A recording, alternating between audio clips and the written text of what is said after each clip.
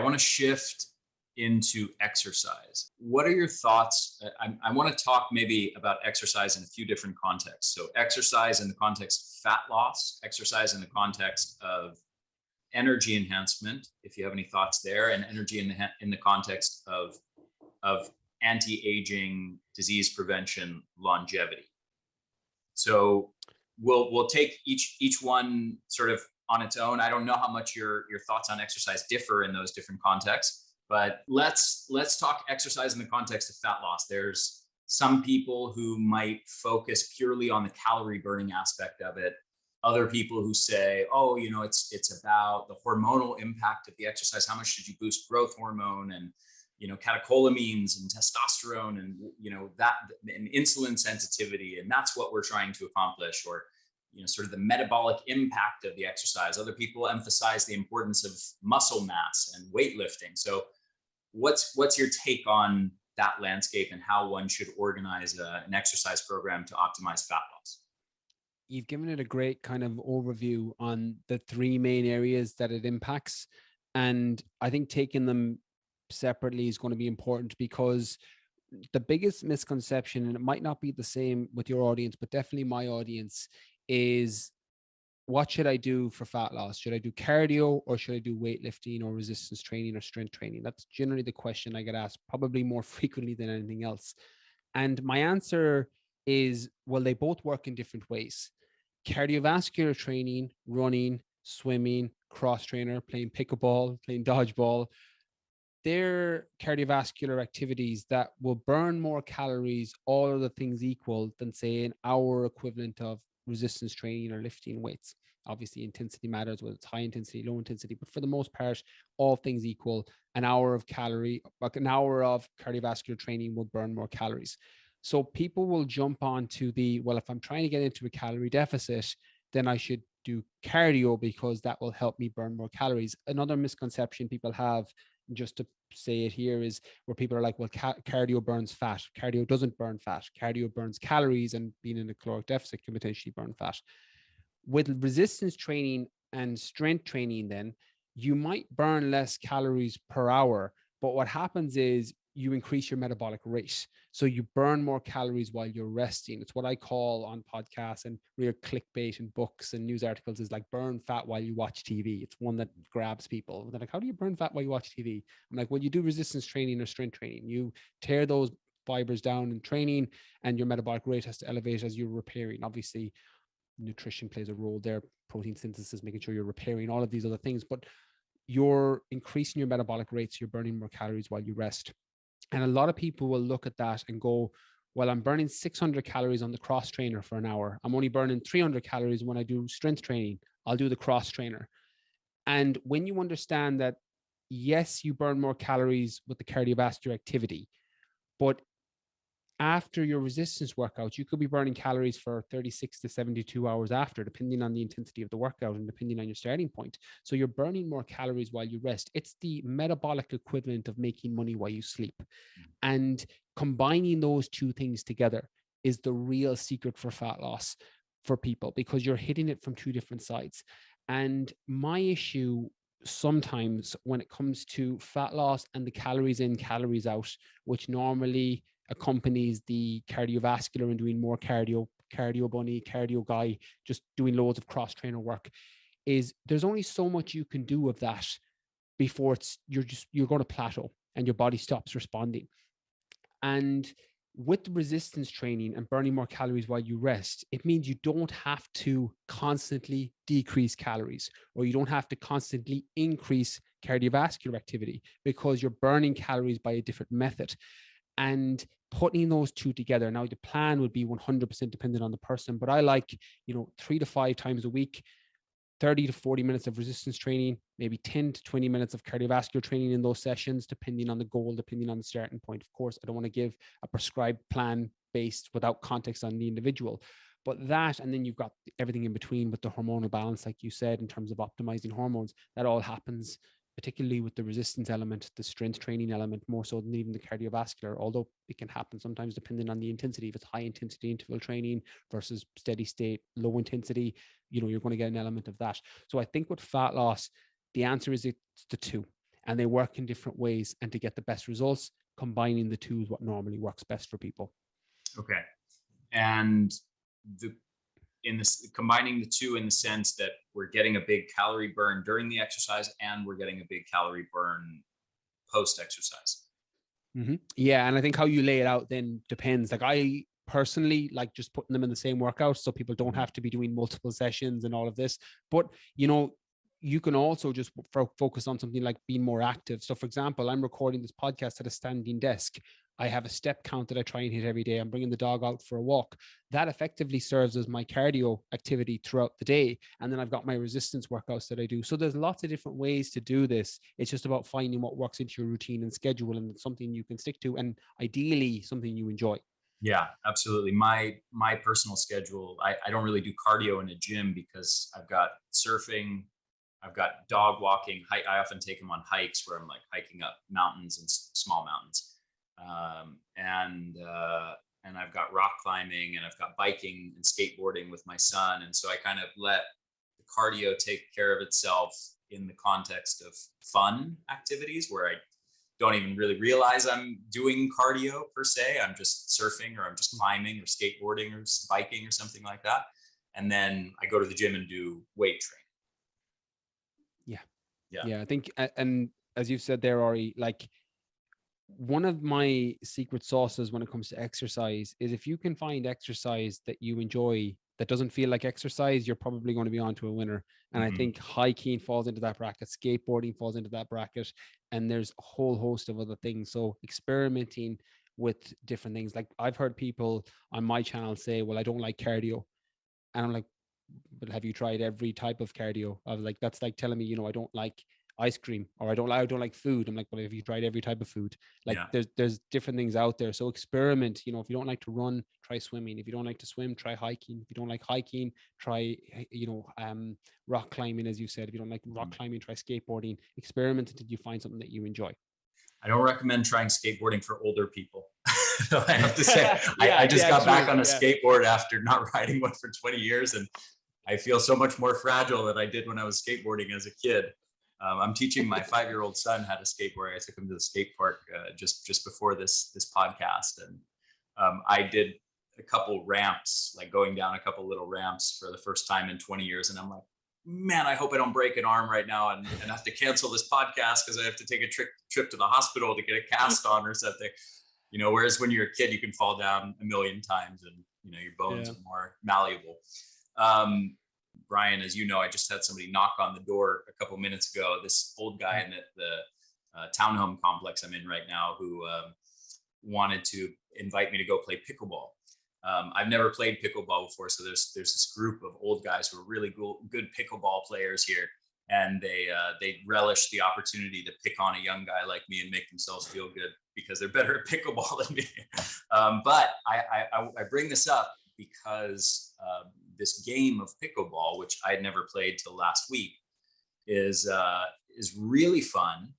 And I know a ton of older people who are 50 plus, or even people in their 70s and 80s who have become massive fans of pickleball because it's like a hybrid of tennis and ping pong. And so it's kind of like tennis, but there's much less running involved. It's more quick reflexes and reactions, a few steps here, a few steps there.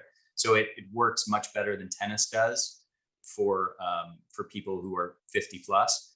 And I just want to mention it to listeners so that maybe explore pickleball and explore opportunities for getting together with groups to play that game, because I know tons of people who are just crazy about it and who get a great workout from it. So that's another thing you may, as Brian was talking about, fall in love with, which is the big key. I want to segue into fat loss. One point that I want to make here is, and maybe you can speak to this, I'm curious what your thoughts are as well. But in my experience, a lot of people who are trying to improve the look of their body make the mistake of thinking that it's only about weight loss, and they neglect the muscle gain part of the equation. And I think a lot of people end up losing a lot of weight and then sort of not ending up with the body that they want. Right. because they've underestimated, hey, like actually having a significant amount of muscle mass is part of having an aesthetically, a nice aesthetic body. Yeah. And kind of the people that, this is subjective, but the people that most people's that would admire and say, hey, that's a good looking body, that's a body I would aspire to. Generally speaking, if they probably have more muscle mass than you realize, and they probably do quite a bit more resistance training than you realize. And it's not just, this is a common mistake in women, it's not just a function of, calorie restriction and weight loss and cardio, right? So anyway, do you have any thoughts on that aspect of things? Yeah, absolutely. And, I think it's one of the most challenging things because you look at a lot of people who you think, wow, they're in phenomenal shape. If they dieted down to that point, they probably looked very, very muscular beforehand. Mm-hmm. I think a lot of people, especially guys, are often amazed at how much weight they have to lose to get as lean as they want to be. I've got colleagues of mine who started out dieting at 230 pounds, and they said, oh man, I'm going to look really good at 210. And they get down to 170 pounds before they're actually as lean as they thought they would be at 210. Wow. I think, and that's really, really telling, because you look at a guy who's 170 pounds and lean, you think, okay, yeah, he's well muscled and everything else. But you look at a guy who's 230 pounds, thinking he's 10 pounds away from that level of leanness. That's a big, big difference. Mm-hmm. So I think when it comes down to it, a lot of us, even those of us who have a good amount of muscle mass, don't realize how it only takes a little bit of underlying muscle to create a lot of external shape. And I think it's kind of a double-edged sword. If you want to get really, really lean, of course, you're probably going to have to lose a lot more weight than you think. But that doesn't mean you can't look good by putting on just a little bit of muscle. And you might be surprised at how much closer to your ideal physique you'll be just by adding on a little muscle while you burn a little bit of fat. Excellent. I can't help but add this, but there's also this idea that many people have, especially women often have, around getting toned. Or like they'll say things like, I want to firm up, or I want to look more toned. Right. How do you translate that into actual what's going on physiologically to give a more toned look? Well, and a lot of that is kind of that. When people say toned, what I generally tend to envision is, people see the typical, like, say, female CrossFitter build or female bodybuilder that's absolutely ripped and strided and everything else. They say, okay, that's not it. I want something a little softer. When you talk about something that's a little bit softer, what you're talking about is you still have an appreciable amount of body fat deposits, but there's an underlying level of muscle that is forcing that into shape. So you get all the aesthetically pleasing shapes people want. You have, the taper, you have the leg shape, you have a little bit of that arm tone and everything else, which is really just a little bit of softness, but it's on top of what is a good amount of muscle underneath it, giving it shape. You have to build that muscle in order for it to give that shape. It doesn't matter how you build the muscle. People say, oh, she do high repetitions to get toned or anything else. That's not really it. Tone is a combination of underlying shape and lower, but not super low body fat. So when I tell people if they want to get there, I'm going to say, you're going to have to build some muscle and you're going to have to lose some fat. It's getting to that ideal level. Now, you might, to that point, those are the only things you can do, right? You can either build muscle and you can lose fat. So that this idea that a lot of people have that to get more toned is actually those two things. It is a combination of increased muscle mass or decreased fat mass. It is. And it's just that toned physique is probably a higher body fat than some people may actually think based on looking at them. But it's amazing how much a little muscle can go to make a slightly higher body fat look good. Yeah, absolutely. And I think a lot of people need to keep that in mind when they think, oh, maybe I need to be super lean, or how long is this going to take? Put on a little bit of muscle first. And then when you start peeling away the fat, you'll start to see the shape you like a lot sooner. Yeah, absolutely. And it's going to be a much more metabolically healthy shape at that point. That was exactly the point I was hoping you'd make, because I think there's so many women who need to hear that, who neglect the muscle building side of things. So I want to tell you about this theory that I had years ago that I spent quite a bit of time developing and made a lot of logical sense to me, but ultimately there wasn't just a lot of, there wasn't a lot in the way of scientific backing of really any science that had even tested the theory. So it was so speculative that I never felt comfortable releasing it. But interestingly, there's a bit of data that's come out very recently that supported it. So here's what it is. It relates to exercise and fat loss specifically. So you mentioned earlier in this discussion the idea of moving your body through space. Mhm. So if we think of different types of exercise as creating different types of challenges, different types of stimuli to the body that the body then responds to in somewhat different ways. Okay, and there's overlap, and you did a great job explaining the gray areas and nuance around that. But to illustrate the point in an extreme way, like the stimulus from lifting, doing a bicep curl or, pressing a giant heavy log overhead Mhm. is a different stimulus than jogging 5 miles, Mhm. right? And they're taxing different systems of the body in different ways. And ultimately, one is sort of communicating to the body like, hey, I want you to get better at running a long distance and maximizing the endurance capacity of the muscles and the heart and the cardiovascular system. And the other one is saying to the body, I want you to build more muscle tissue and increase strength so that you can press this giant log overhead or do this bicep curl with this heavy weight. So one is predominantly sending the signal for muscle growth, one muscle endurance. And if we think of the body in that way of sort of almost personifying the stimuli, the challenges to the body in this way and the adaptations it makes, I started to ask, well, what, it's obvious what creates the stimulus for muscle gain, what tells the body to build more muscle. It's lift a heavy object, okay?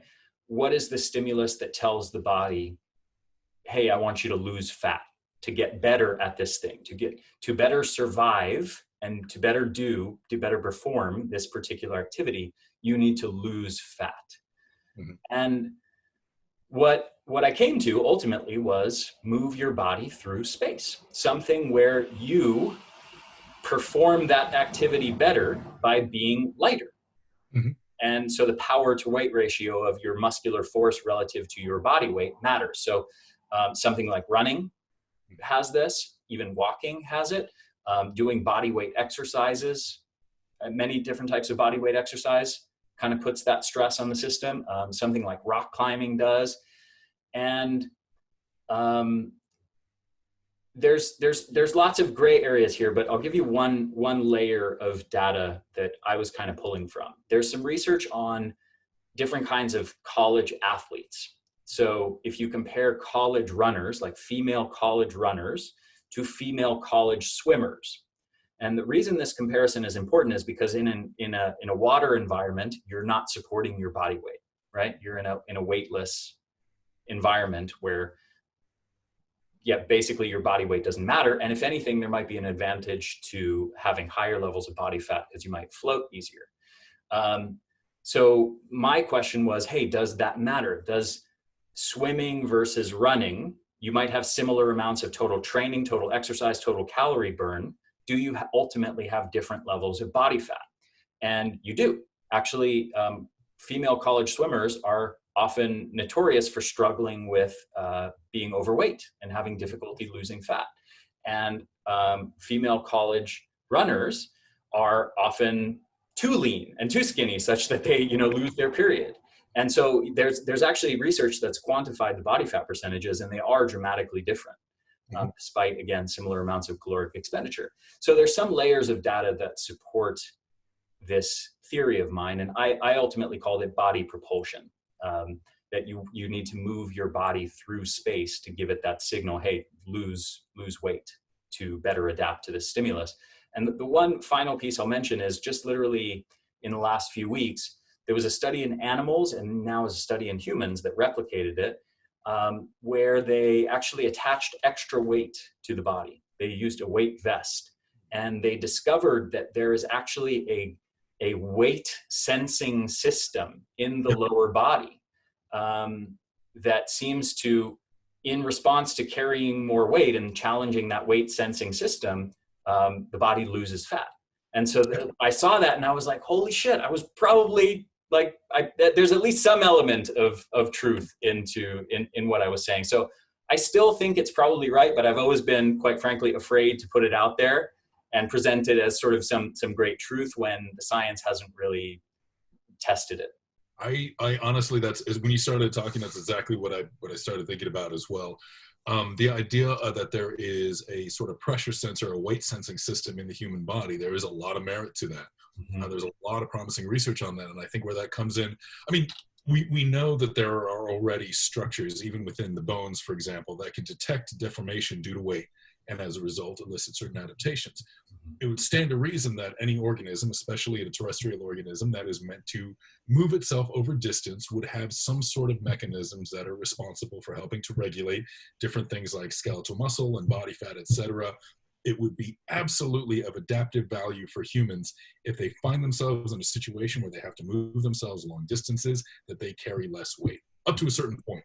Too little weight, obviously, will start to have other issues. And, there are so many bodily feedbacks that wouldn't let your fat stores get too small or anything. Mm-hmm. But the idea that something like running would preferentially cause more stress and stimulus to these weight sensors than something like swimming or something like lifting absolutely has huge amounts of merit to it. Mm-hmm. I've even noticed this myself. Cyclists don't tend to lose weight as quickly as runners do. Yeah. Even when going for caloric burn. So that's one of the gray areas, or even a lot of the cardio machines at the gym that are not so weight bearing.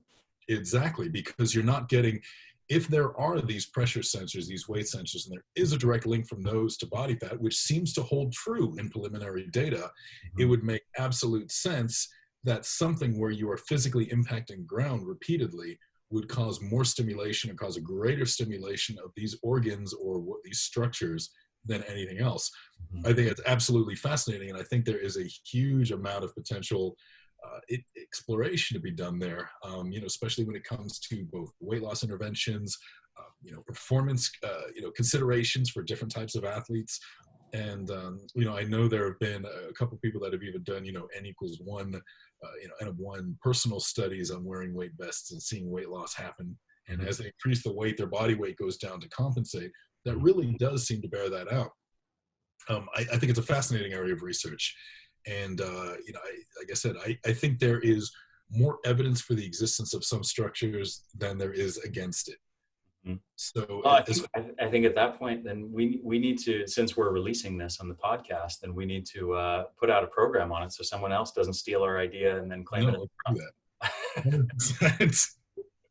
But I think there's a huge area to investigate. Then I think when some people start looking at why, if they're not responding to different types of exercise as much as they think they should, maybe consider something along those lines and wonder why, for example, rucking and long distance rucking tends to be something that just pulls weight off of these soldiers in selection like nothing else. Mm-hmm. They almost can't eat enough, and they're putting this is carrying heavy backpacks over long distance. Yeah, it's literally just walking with heavy packs, mm-hmm. and you'll have people that go into those programs and they're doing what they think is as much work per day and eating almost the same amounts, because when these guys get meal breaks, they just eat everything in sight.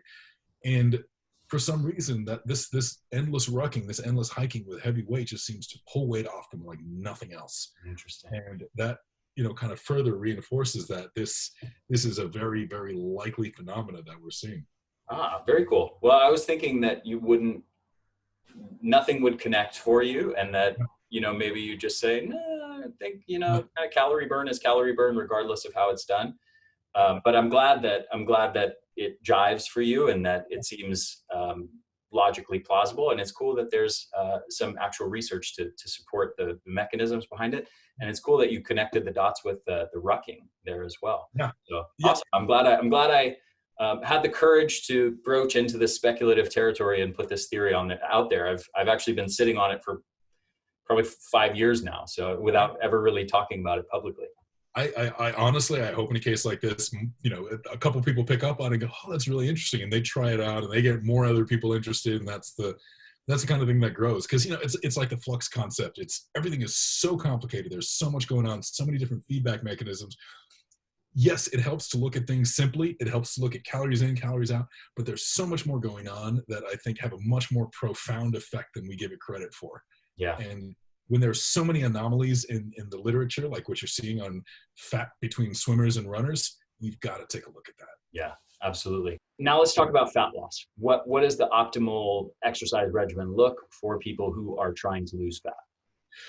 Honestly, it looks very, very similar. And again, I know this sounds almost like a cop-out, but when you're losing fat, obviously the most important thing is the nutrition program that you're on. That's going to determine, what you gain and lose, and that's going to determine that deficit. What's critically important about the training at that point, though, is the training needs to be very much focused on, first of all, facilitating that caloric deficit, but it's very difficult to burn enough calories through exercise to actually deepen a caloric deficit, and there are downsides to it, which I can talk about in a second, and maintaining that existing muscle or potentially even building some while you're in that deficit.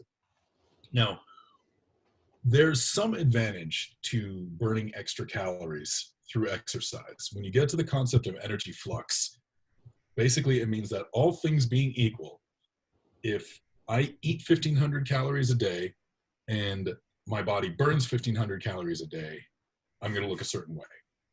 If I eat 2,000 a day but burn 2,000 a day, this is the same person, I'm actually going to end up being a little bit leaner. So if I want to induce a deficit, I can do that strictly by caloric restriction, or I can do that through a combination of caloric restriction and exercise. Maintaining that energy flux, in other words, more calories in but more calories out, is going to net result in a healthier body with a better body composition than just through the deficit. I have to say, as I mentioned earlier, I've been studying this field for a long time, 20 plus years. Flux is a concept I talk a lot about, and I think is really important, and I think is the research on is actually quite impressive. Yeah. And I see it almost never talked about by anybody in the fitness industry. And it blows my mind that people don't talk about it because it's so important.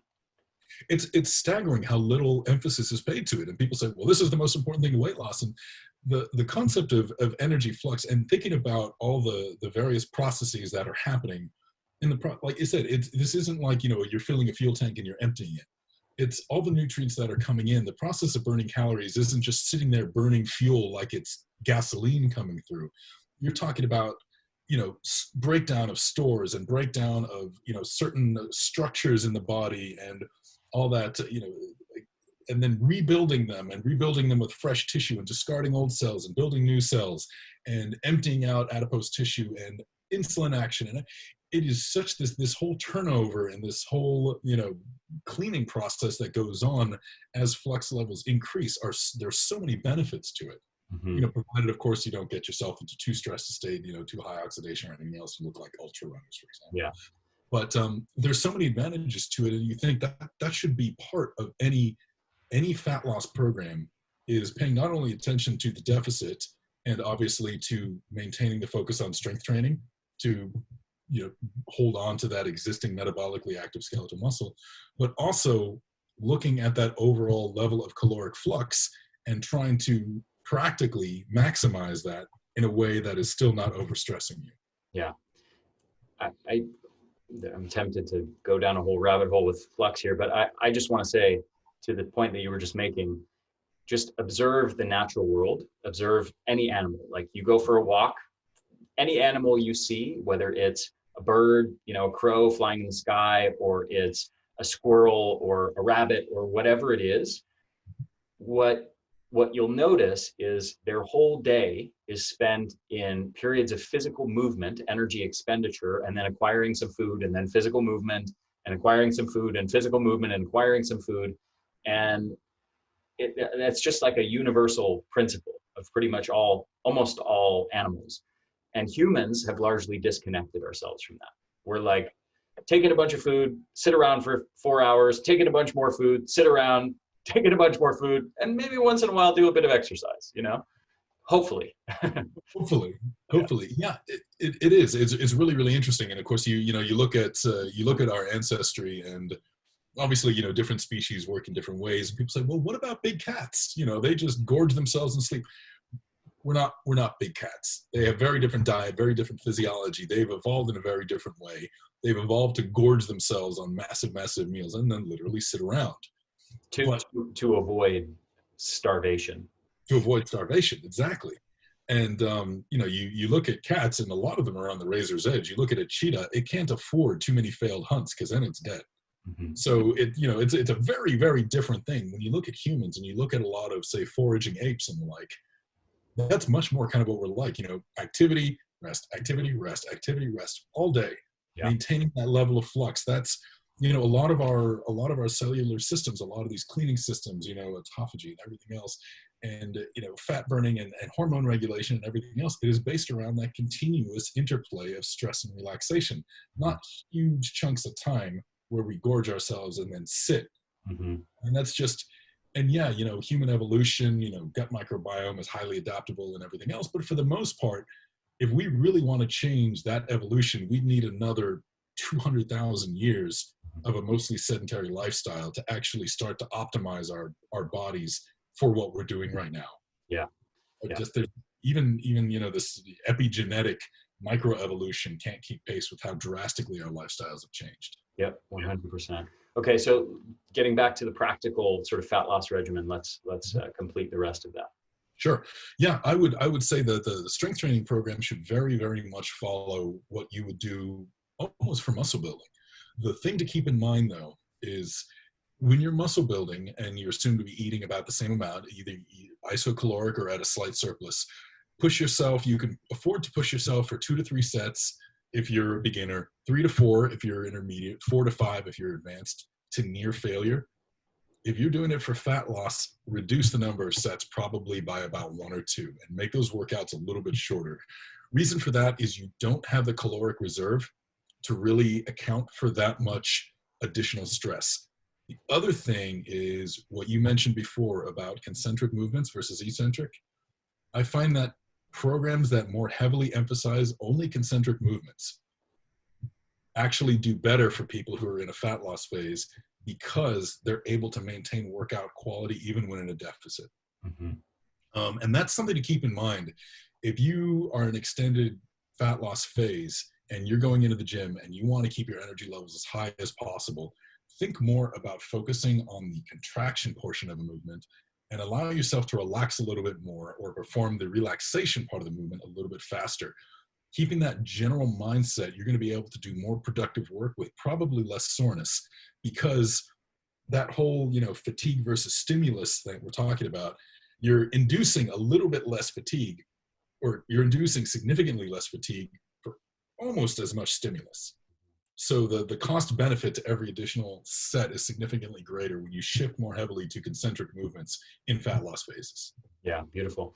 Okay, so let's say someone is listening, they want to lose fat, and in fact, their primary goal, the way they're looking at this currently, is they're weighing themselves on the scale and they're saying, okay, I'm 160 pounds, I'd love to be 130 pounds. That's my target goal weight. I've read that, and I'm speaking as them right now, I've read that, you know, cardio puts me in my fat burning zone and causes my cells to burn off a lot more fat for fuel. Why would I waste any time with the resistance exercise? Why not just restrict calories, do a bunch of cardio to keep me in my fat burning zone, and spend all my time and energy there? Why waste time with resistance exercise? Yeah, I think one of the biggest things is, of course, with skeletal muscle, you know, there is very much a use it or lose it type of mentality. Usually if people are 160 pounds and they say, I want to get to 130 pounds, part of it is because, well, my doctor said I should probably be there. But another part of it is they probably also have in mind roughly how they want to be, how they want to feel, how they want to look, and everything else. People lose weight because they want to be metabolically healthy. They want less wear and tear on their joints. They want to be able to move with less discomfort, greater longevity, and they want to look a certain way. If you diet from 160 to 130 with no resistance training whatsoever, in the process of getting there, even if you're still doing cardio, you're going to be losing muscle. You're going to be losing all that skeleton. You're going to be losing that metabolically active tissue. There are a lot of enzymes, a lot of structural regrowth associated with resistance training that is extremely healthy for you. If you're doing this to improve your lifestyle, simply cutting off 30 pounds, that's almost something you should arrive at by virtue of making these changes, these physiological changes. that get you there in the first place. Going from 160 to 130 just by shaving off body tissue, you're just going to be a smaller version of what you are right now. You're not necessarily going to hurt any less. Yeah, your knees may be better, but you're not going to be any more. You might be a little more metabolically healthy, sure, but you're not going to feel any stronger. You're not necessarily going to feel like you're any stronger for your body weight. You'll lose a lot in that process. So what would be the difference between that scenario versus if someone did plenty of resistance exercise during that weight loss phase? If they're doing plenty of resistance exercise, they will probably feel healthier as they're dieting at 150 than the other person will feel at 130. And as they're losing weight, when they continue down at 145, they're going to look better. They're going to look more toned. They're going to feel stronger. When they hit 140, they're going to feel like they have more energy than they've ever had in their life. When they hit 135, they're going to look better than they ever thought they could look and feel better than they ever thought they could feel. And by the time they get to 130, they may not even realize they need to get to 130, because at that point, they will have everything they're looking for. Blood panels will have improved. Energy levels will have improved.